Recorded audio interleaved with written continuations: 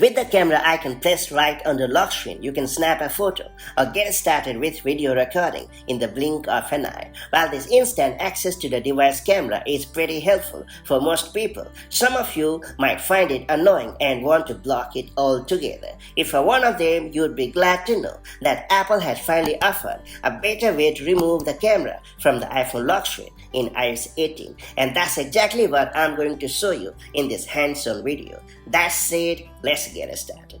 So first up, you have to unlock your iPhone using Face ID. And once you have unlocked your device, you have to long press on the lock screen to bring up the lock screen wallpaper gallery. Then tap on the Customize button at the bottom to proceed. After that, select Lock Screen.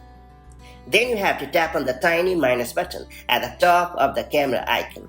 If you don't want to replace the camera button with another useful button, tap on the Done button at the top right corner of the screen to confirm. Otherwise, tap on the plus button.